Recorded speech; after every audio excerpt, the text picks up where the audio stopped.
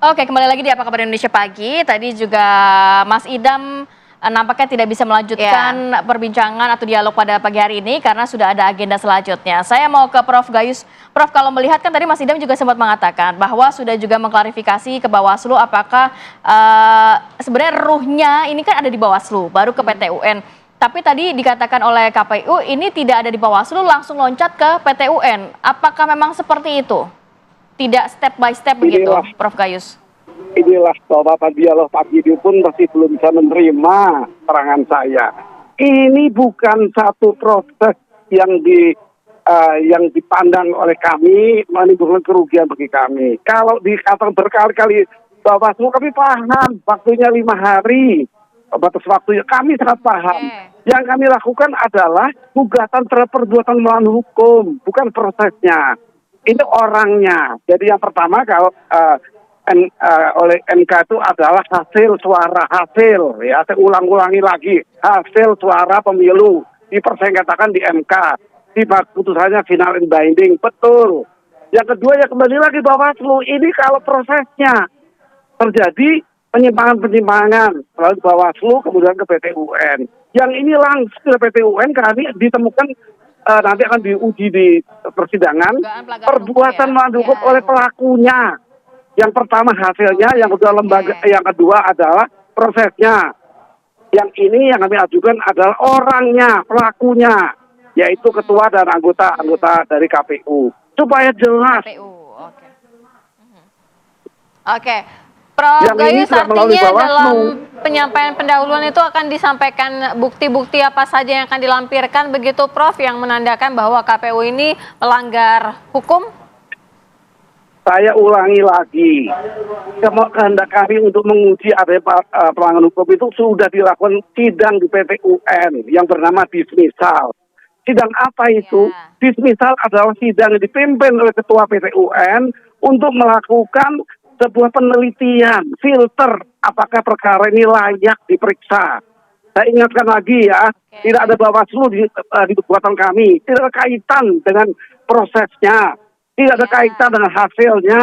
Kami adalah orang yang melakukan perbuatan melawan hukum sebagai penyelenggara negara, itu KPU dan jajarannya, dan ini akan diproses dan layak menurut putusan sidang dismisal yang lalu.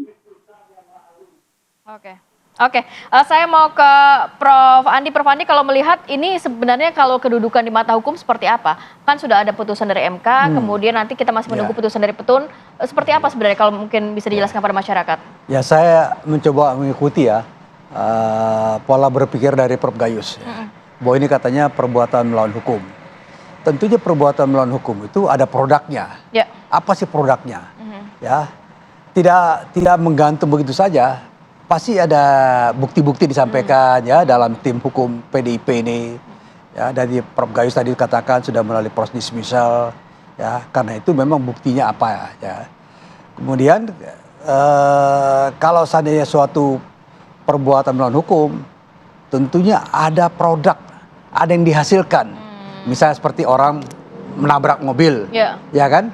Menabrak mobil, tabrakan, mobilnya penyok. Ya, ada itu kan ada ininya. Produk yang dihasilkan bukan penetapan cawapres. Ya, jadi pasti ya kalau menurut saya ya, ini adalah perbuatan melawan hukum yang dimaksudkan adalah kenapa KPU menerbitkan ya penetapan Prabowo Gibran sebagai pasangan calon presiden. Karena itu aja. Itu aja ininya, persoalannya. Dan kalau itu dilakukan, artinya telah diuji nih di Mahkamah Konstitusi. Sekarang mau diuji kembali di PT UN. Apakah benar nggak? Ya kan, makanya saya kira bagus juga kita gali dari Prof. Gayus. Buktinya apa? Ya, kalau ada bukti baru kita bisa bilang, oh ini rupanya. So, ini kan masih disimpan sebagai rahasia oleh Prof. Gayus ya. Nanti jam 10 Jadi kalau misalnya saya katakan, saya kan mereka nih, saya tidak baca berkas, ya tidak baca permohonan dari Prof. Gayus, dari timnya, ya kan. Kalau kualitasnya kita nggak usah ragukan adalah Prof. Gayus ya. Sebagai guru besar senior. Pastilah ya. Tambah lagi saya lihat ada Profesor Abdul Latif, ya kan dari dekan ini. Kita tidak ragukan. Cuman kan persoalannya apa yang digugat. Kalau perbuatan melawan hukum, kita tanya produknya apa.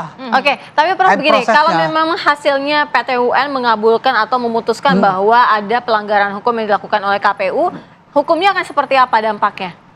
Kalau saya lihat ya, ini sih jauh dari dikabulkan, ya, jauh dari dikabulkan. Karena kalau memang toh dikatakan perbuatan melawan hukum adalah penetapan Prabowo Gibran, itu sudah selesai.